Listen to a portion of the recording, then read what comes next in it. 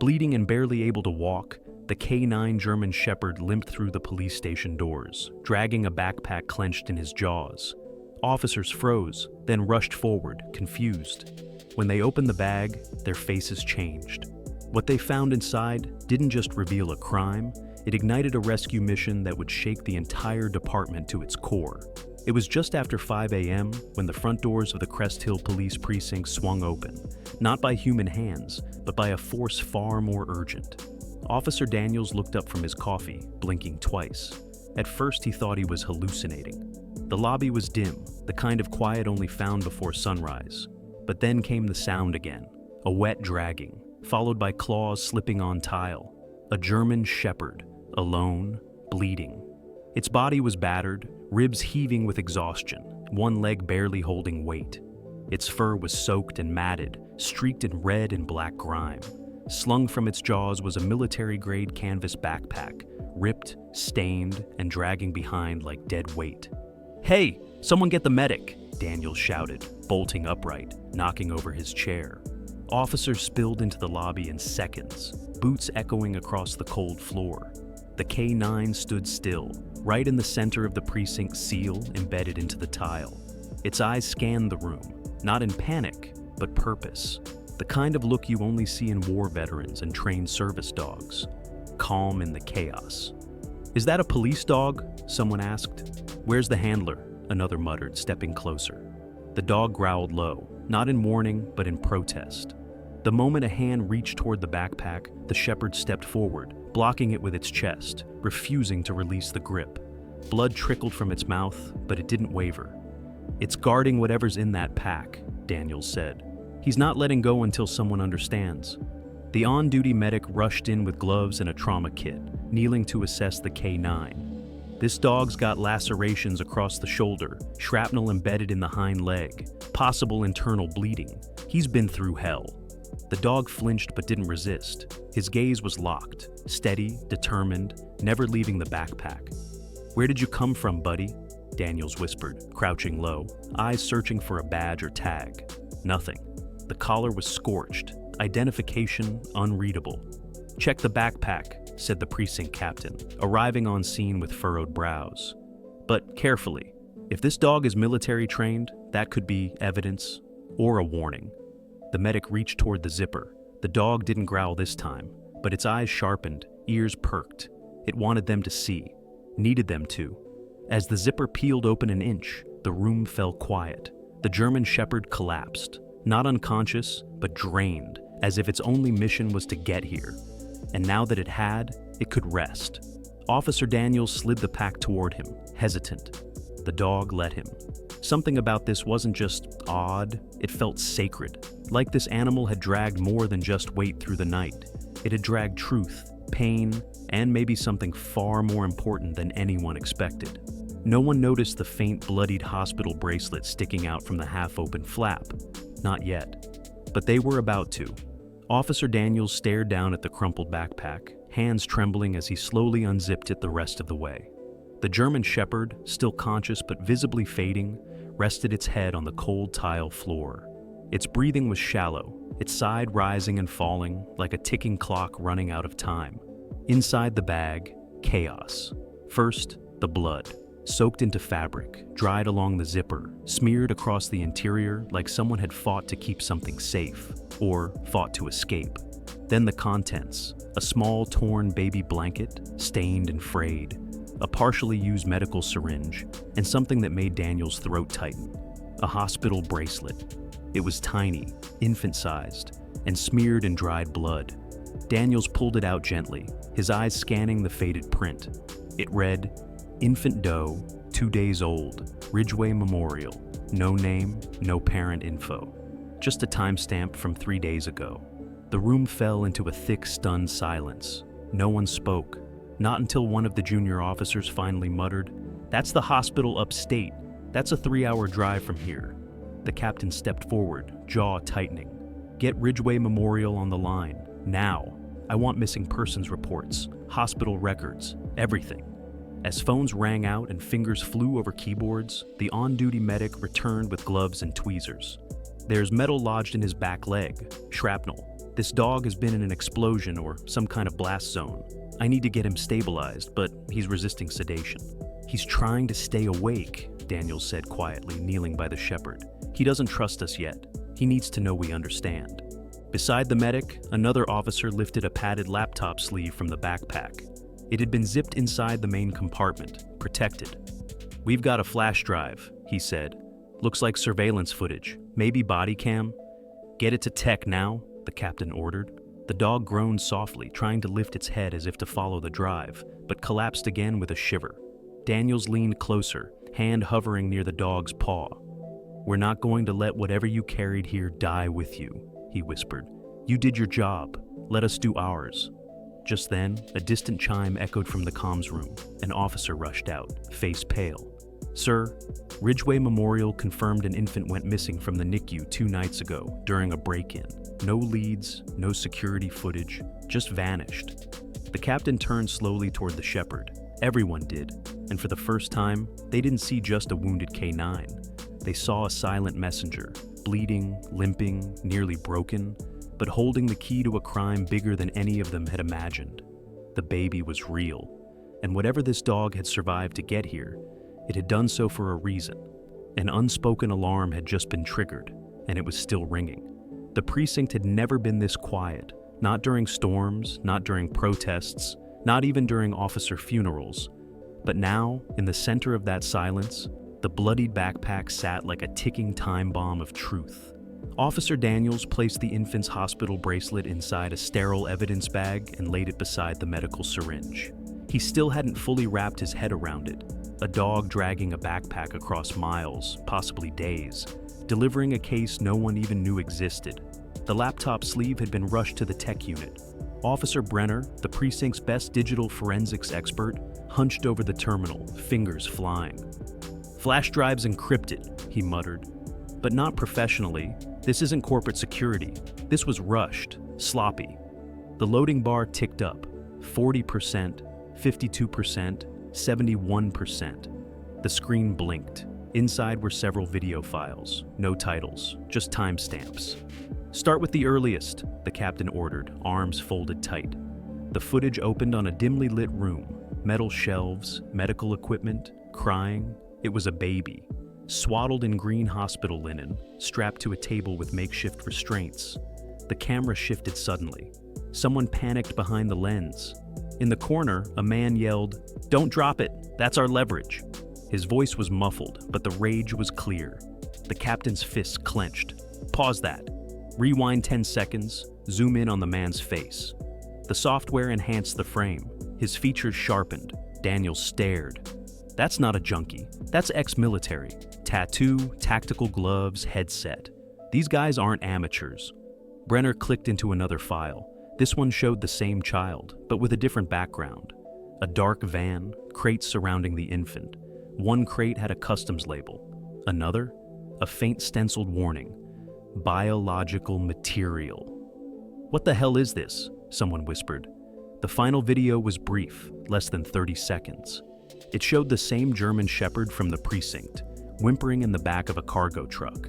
Its shoulder was bleeding. The backpack sat next to it, zipped. A hand, male, trembling, placed something inside the bag and whispered, "Find them." Then the screen cut to black. No face, no location. Just one desperate command from someone who knew the dog could understand. Find them. The room erupted. Phones rang, radios crackled, orders flew like wildfire. "We need Ridgeway Hospital security footage from the night of the kidnapping," barked the captain. "Alert missing persons. Cross-check all reports from the last 72 hours, Daniels added. "Start scanning regional traffic cams for any sign of that cargo truck." Another detective chimed in. In the center of the storm, the dog still lay motionless, eyes half closed, but his ears twitched, faint, subtle, as if he could hear the pieces clicking into place. A wounded K9 had dragged the truth straight to their feet, and now the question wasn't whether something terrible had happened. The question was, how much worse was it going to get before they found that baby alive? The name on the service file was K9 Valor, Unit 17. No civilian name, no soft history. Just a badge number, a list of deployments, and a record filled with missions where the stakes were life or death. The kind of missions that didn't make headlines because they weren't meant to. The handler listed was Sergeant Mark Reyes, a seasoned officer who had served 2 tours overseas before joining Homeland Tactical. Together, they were assigned to specialized domestic operations, sensitive raids, bomb threats, hostage extractions. Reyes and Valor were a team forged by trust, trained to speak without words. Where one went, the other followed. One report stood out: Operation Crosswire. The briefing described a warehouse near the port of Ridgeway, anonymous shipping containers, encrypted manifests, no paper trail, a rumored trafficking hub. The unit moved in at dawn, but something went wrong. Communications cut, explosives rigged, 3 officers wounded. Reyes and Valor had gone in ahead of the breach, scouting silently in the shadows. Security footage, recovered later, showed brief flickering moments, Reyes signaling quietly, Valor darting through crates, a child's faint whimper, then chaos. An explosion ripped through the back wall of the warehouse, sending twisted metal and fire through the air. Dust and flames consumed the frame. For a full 60 seconds, nothing. Then, emerging from the smoke, bloodied and staggering, was Valor. Reyes didn't appear again in any footage. The official report listed him as MIA, presumed dead. But something never sat right with the precinct's captain. Reyes was too disciplined, too careful. He wouldn't have left Valor behind, and Valor wouldn't have fled unless he was ordered to. And now, days later, the same dog had walked, bleeding and alone, into a police precinct with a backpack and a baby's hospital bracelet. Daniels flipped through the pages of Valor's training log.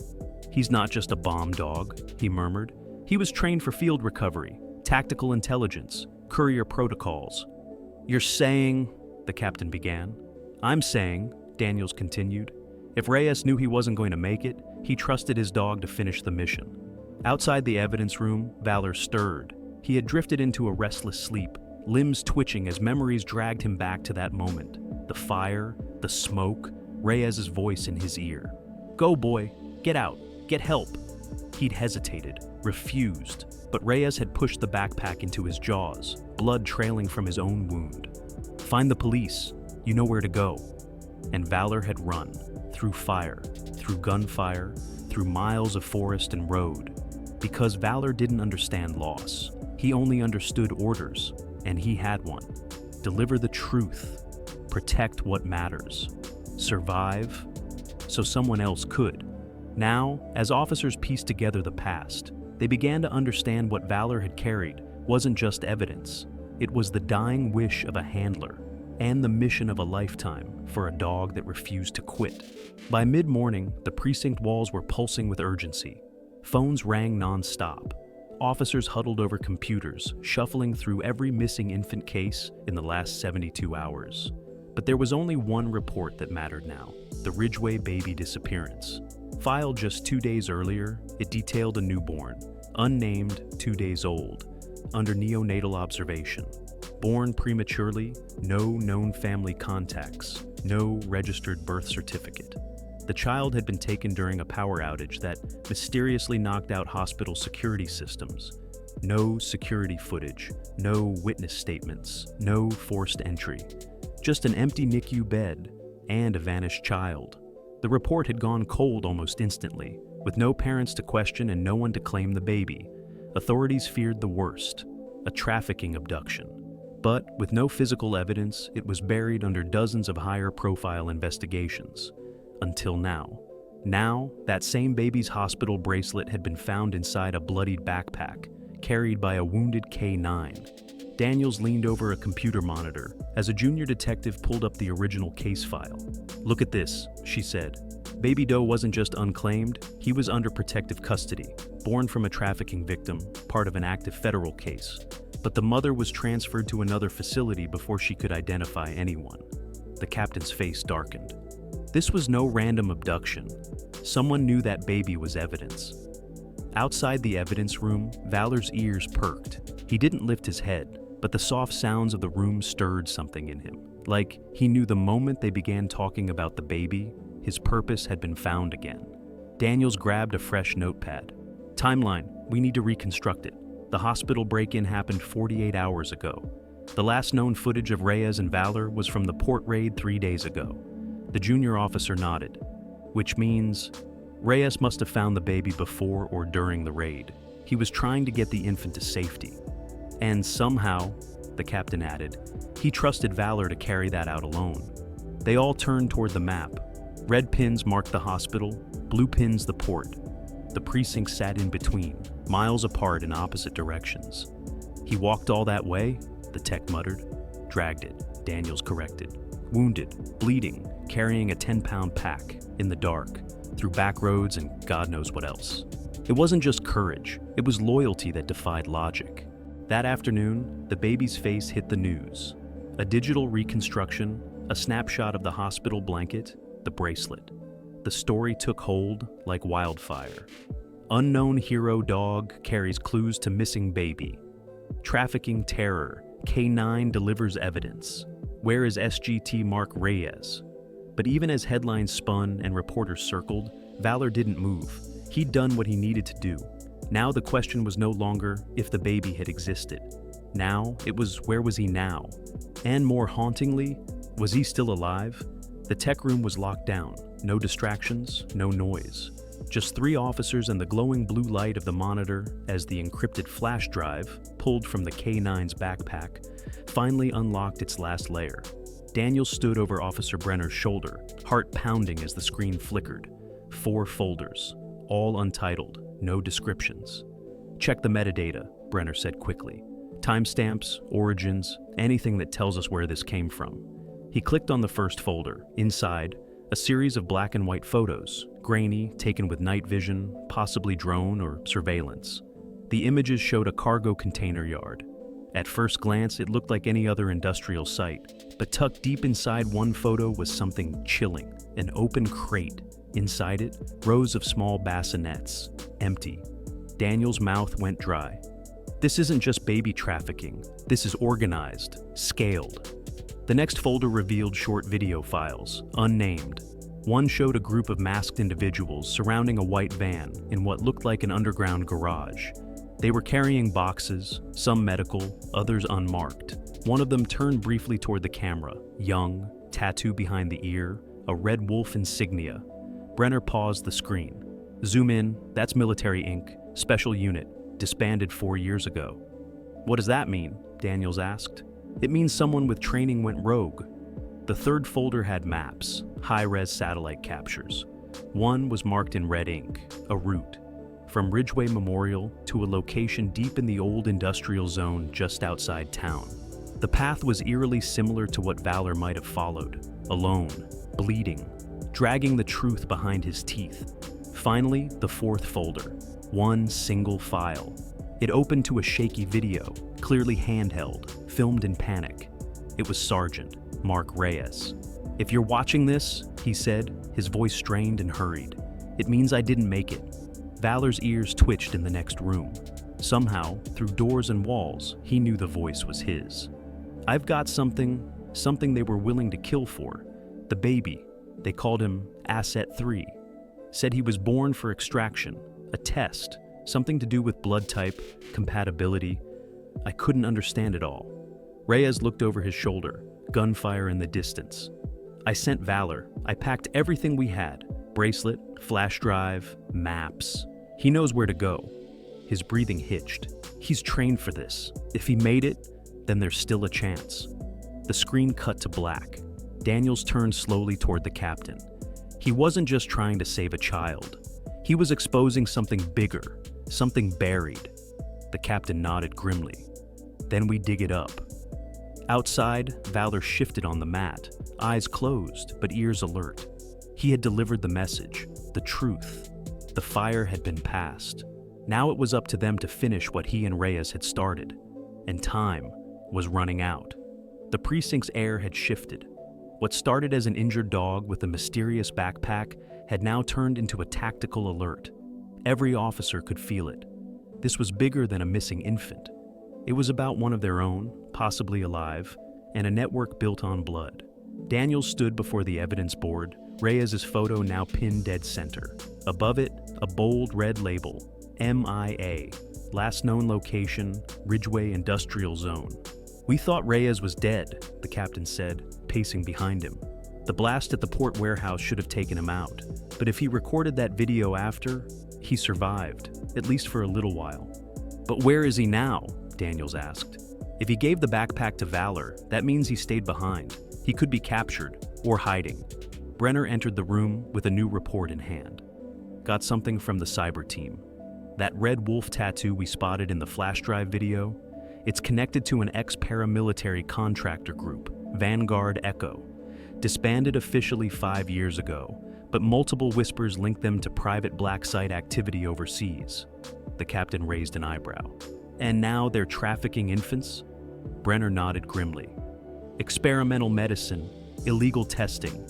Some theories say they're looking for rare genetic traits, blood compatibility for elite clients. This isn't a kidnapping, it's a market. Daniels slammed a palm on the table. And Reyes knew. That's why he ran. That's why he sent the dog. At that moment, a low whine came from the hallway. Valor. He stood weakly, braced against the wall near the operations room, as if pulled there by instinct. He didn't bark. He didn't whimper. He simply stared at the board, at Reyes's photo. Daniels approached cautiously, kneeling beside the dog. He's not just worried, he whispered. He knows Reyes is still out there.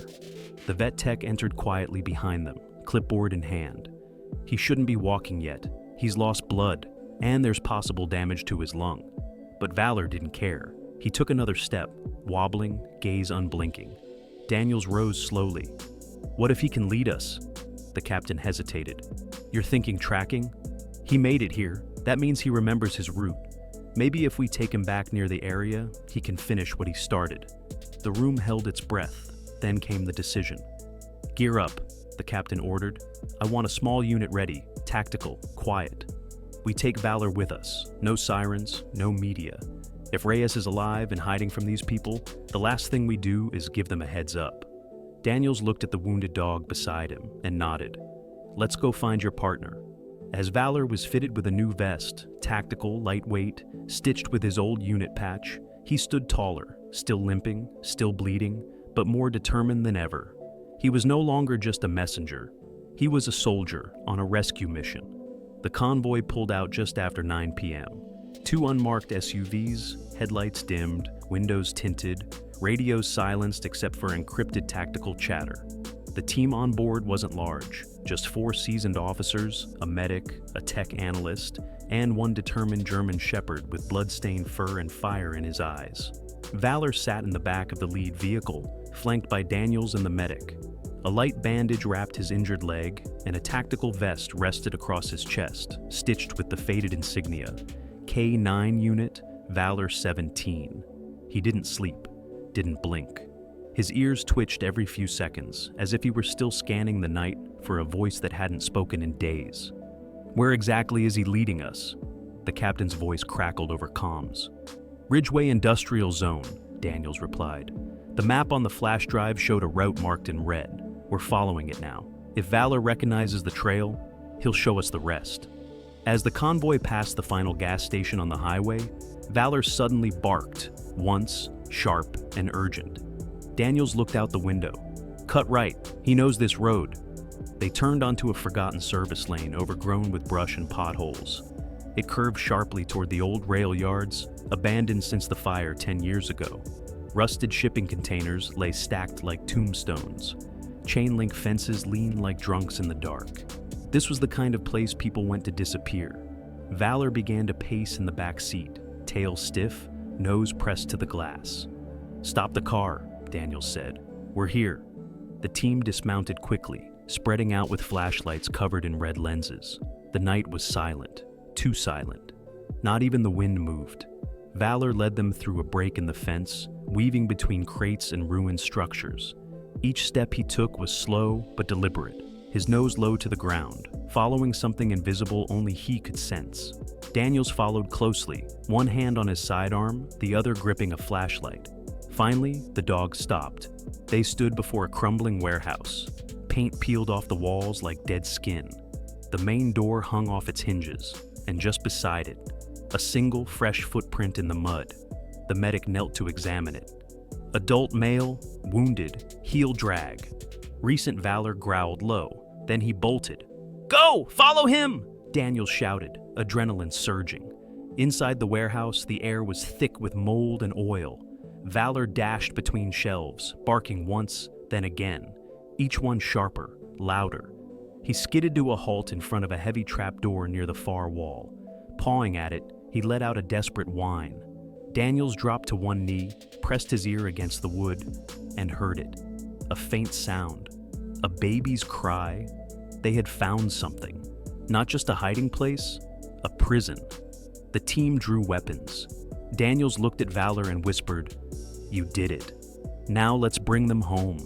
The warehouse creaked with age, every gust of wind pushing against rusted steel and shattered glass.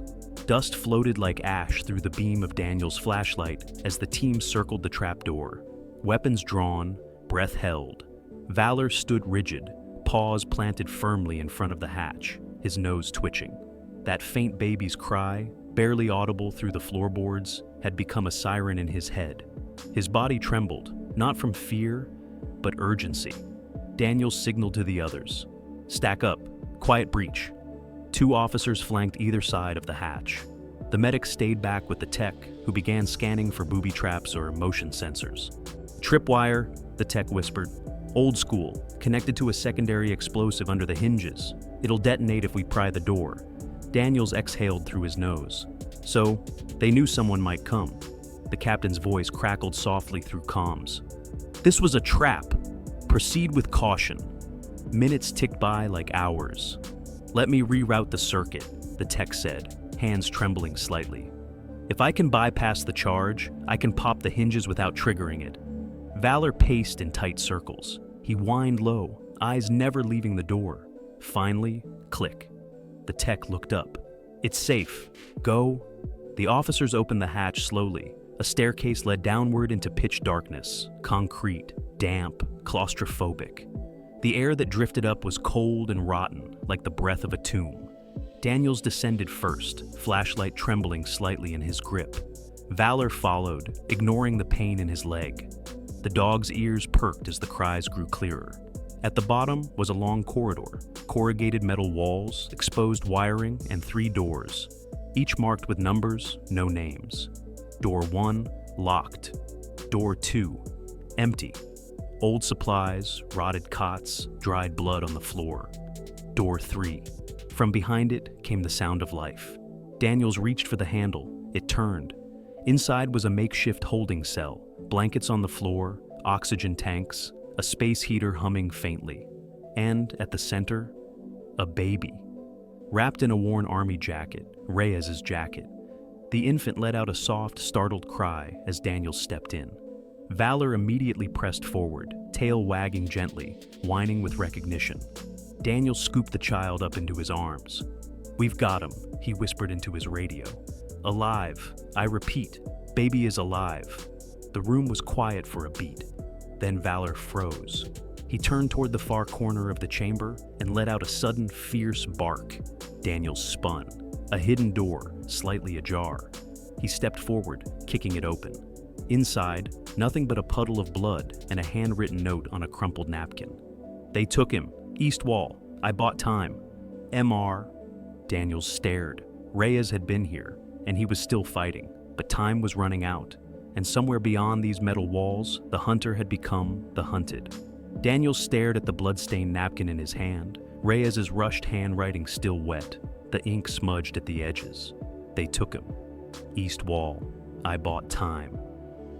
MR. The baby in his arms whimpered, curling into the warmth of the jacket. Valor stood at the door, nose high, ears sharp, waiting for the next command he already sensed was coming. "We're not done," Daniels said into his mic. "Reyes is close. He's wounded, and he's running out of time." Back in the corridor, the rest of the team regrouped, guns raised. The tech pointed down the hall. "There's a ventilation access on the east wall, leads to the boiler tunnels, abandoned but still connected to the old rail lines, which means a perfect escape route," the captain's voice crackled through the radio. Daniels handed the baby carefully to the medic. "Get him topside. Tell the chopper to prep for emergency evac. We'll go after Reyes." As the medic retreated with the infant, Daniels gave Valor a quick nod. Track. Without hesitation, the dog turned and bolted down the corridor, ignoring the limp, driven by memory and scent. His claws scraped against concrete, every breath a wheeze, but he didn't stop. They reached the tunnel hatch. Blood, fresh. Daniels dropped to a crouch. This way. The boiler tunnels were narrow and black as pitch, but Valor didn't hesitate. He followed a trail only he could sense. Faint smears on the wall, a dropped shell casing, the lingering scent of adrenaline and pain. Then came a sound, muffled, a heartbeat. Daniels signaled the team to freeze. From ahead, barely lit by the glow of a flickering overhead bulb, a man lay slumped against the tunnel wall, one hand clutched over a bleeding wound at his side, the other gripping a pistol weakly. Sergeant Mark Reyes. His face was pale, clothes shredded, but when he saw Daniels and Valor step into view, his eyes widened, not in fear, but in recognition. "You made it," he whispered, barely audible. Valor let out a soft whine and limped toward him, nuzzling against Reyes's chest. The sergeant dropped the pistol and wrapped one shaky arm around the dog's neck. Daniels dropped to his knees. "Easy, Sarge, we've got you." Reyes looked up, lips trembling. "The baby?" "Alive," Daniels said.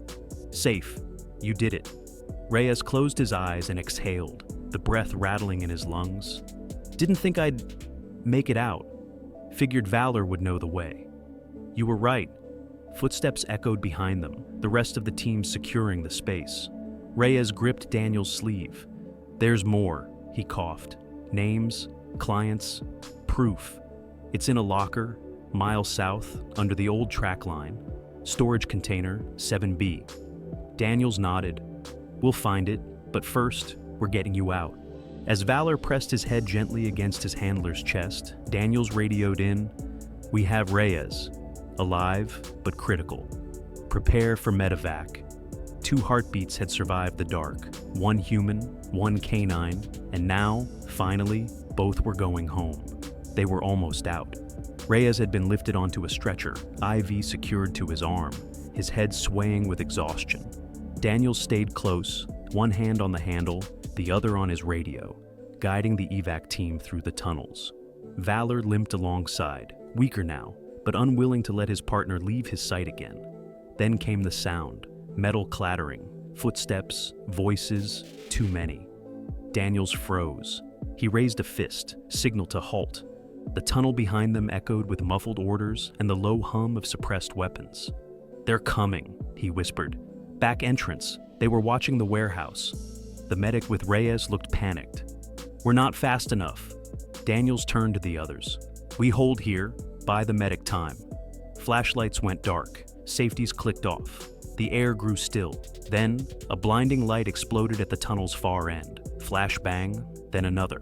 Then came the gunfire, short, precise bursts bouncing off the tunnel walls like thunder. Bullets struck steel, sparks danced, officers shouted. Daniels dove behind a broken pipe, returning fire. "They're trained, former contractors, Vanguard Echo, just like we suspected." Valor didn't run. He growled low, ears back, tail down, ready. A figure emerged from the smoke, weapon raised, moving toward Reyes and the medic. Valor launched. Despite his wound, he surged forward like a missile, crashing into the attacker's legs. The gun flew from the man's hands as he hit the floor with a grunt. But not before a shot fired, wild and close. Valor yelped, his body twisted in midair. He hit the ground hard, scraping across concrete. Daniels fired 2 rounds, both direct. The attacker dropped. "Valor!" he shouted, scrambling to the dog's side. Blood, more blood. A fresh wound along Valor's shoulder, shallow but bleeding fast. Still, the shepherd tried to stand, still trying to protect, still fighting. Daniels gritted his teeth. "We need to move, now." Smoke filled the tunnels. The team laid cover fire, tossing smoke grenades and flashbangs down the corridor. The medic pushed Reyes' stretcher as fast as the uneven ground allowed. "Choppers inbound," came the call through the radio. "Extraction in 5 minutes." The tunnel exit glowed ahead, sunlight cutting through the chaos like salvation. But Valor didn't make it all the way. Just before the final bend, his legs gave out. He collapsed beside the wall, breathing ragged, eyes fluttering. Daniels dropped beside him. "No, no, no! You're not stopping here." The shepherd opened his eyes, weak but aware, and nudged his nose toward the medic carrying the baby's carrier, as if to say, "Mission complete." Daniels wiped the blood from his vest. "You held the line, just like Reyes trained you." Two officers rushed in with a carry sling. They wouldn't leave him behind. Not today, not this dog. Outside, the helicopter blades beat the air, medics shouting over the wind. As Reyes and the infant were lifted in, Daniels followed, Valor wrapped gently in a thermal blanket. The flashbang still echoed in his ears, but the war inside the warehouse was over, and the heroes, though broken, were still breathing. The helicopter roared over the treetops, slicing through dawn's early haze as it raced toward Crest Hill Medical Center.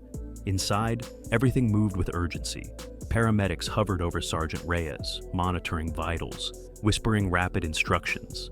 In a separate stretcher, swaddled in sterile blankets, the baby lay quietly, his chest rising and falling with soft, steady breaths. And on the floor beside Daniels, strapped gently in a sling and breathing through labored lungs, lay Valor. The medics worked quickly, oxygen mask over his muzzle, IV hooked to his paw, pressure bandages covering both the shrapnel wound and the fresh bullet graze. His eyes fluttered open just enough to see Daniels leaning over him. "You did it," Daniels whispered. "You brought him home." Reyes stirred, lips cracked, voice weak. "Where?" Daniels moved to his side. "You're safe. The baby's safe. Valor found us. You did good, Sarge." Reyes turned his head slowly toward the stretcher beside him. When his eyes found Valor, a single tear escaped down his cheek. "He never quit," he rasped. "Not once." Then he coughed, a deep, dry sound, and motioned toward his chest. Daniels leaned closer. "Locker, under the East Rail Bridge. Codes 817. Everything's there. Names, files, client lists. We traced the buyers. All of them." Daniels nodded, already pulling his phone to dispatch a secondary unit. But Reyes wasn't finished. He reached shakily into the collar of his shirt and pulled out a blood-stained recorder. Military grade, still blinking red. Daniels took it gently and pressed play. Reyes's voice filled the cabin, steadier in the recording, but still strained. "If you're hearing this, and I'm gone, then my dog did what most men wouldn't. I was part of Operation Crosswire. We were supposed to intercept illegal arms, but we found something worse. Infants, modified documents, genetic identifiers. They weren't just kidnapping, they were cataloging." A pause, a breath. "I smuggled out one baby, the only one I could carry. Couldn't take them all. I'm sorry." Valor shifted slightly at the sound of his handler's voice. His tail moved, barely, but it moved. The recording continued. "I knew I was compromised. Sent the files with Valor. He knows where to go, who to trust. He always did. If you're with him now, protect him. He's not just a K9. He's proof. He's the only reason this baby will live." The recording clicked off. Daniel's eyes burned as he looked at the man beside him. "You're not gone, Reyes. Not today." Reyes nodded weakly and closed his eyes, as if finally allowing himself to rest. When the chopper landed on the hospital pad, the stretchers were unloaded in a blur. Surgeons ran to Reyes, pediatric trauma staff rushed the baby inside, and Valor was carried gently by Daniels himself, refusing to let go of the only reason any of them were alive.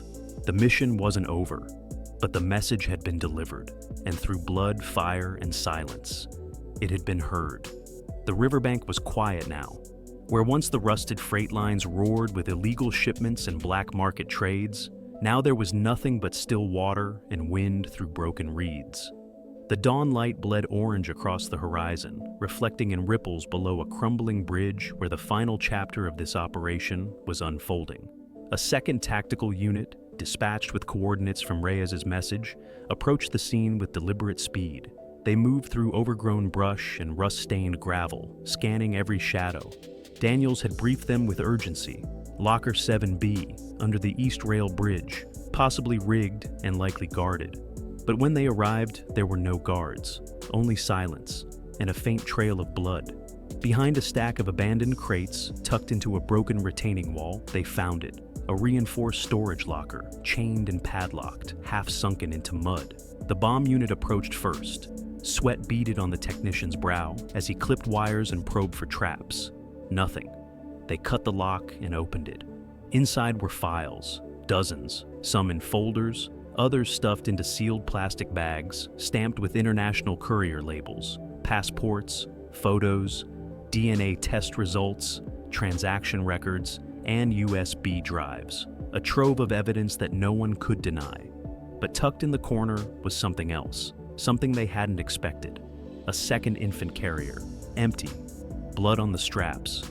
Daniels, listening via radio back at the hospital, closed his eyes as the report came in. There was more than one baby, he whispered. Reyes only had time to save one. It was a victory, but it wasn't complete. Still, it was enough to blow the lid off the entire operation.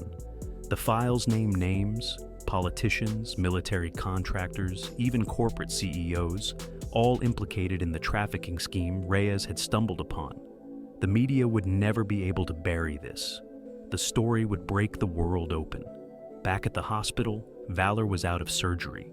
Daniel stood outside the recovery room, watching through the glass. The German Shepherd lay hooked to monitors, chest rising slowly. His fur had been cleaned, wounds stitched. One leg was wrapped in a cast, but he was alive, breathing. The vet stepped beside Daniels. He lost a lot of blood, but his heart's strong. Most dogs would have collapsed halfway through the mission. Daniels nodded. He had a reason not to. Inside, the baby, now named Noah by hospital staff, slept peacefully in a warmed crib in the next room over. As if sensing something, Valor's ears twitched, his eyes opened, slow, steady, focused. And he turned his head, just enough to see the infant through the glass. Daniels felt his throat tighten. There, in the stillness of recovery, two survivors lay just feet apart, connected not by blood, but by courage. One could not speak, the other could not remember, but together, they had brought the truth to light.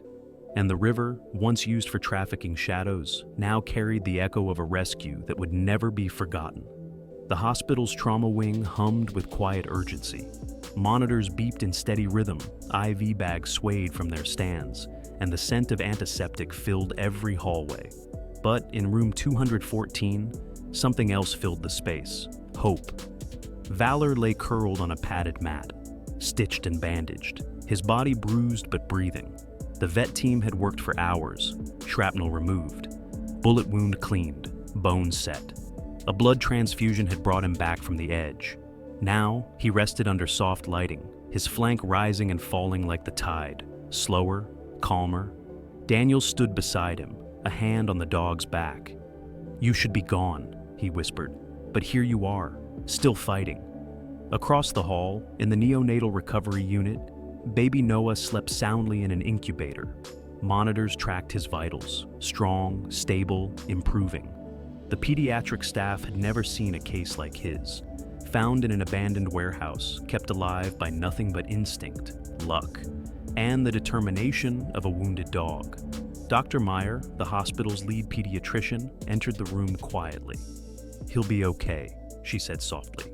"Malnourished, but no permanent damage. It's miraculous, really." Daniels nodded, emotion tight in his chest. Valor kept him alive, shielded him, tracked us down with a bullet in his side. Meyer looked over at the sleeping shepherd. "Then I guess we owe him more than a medal." That same afternoon, Reyes was moved from critical to stable.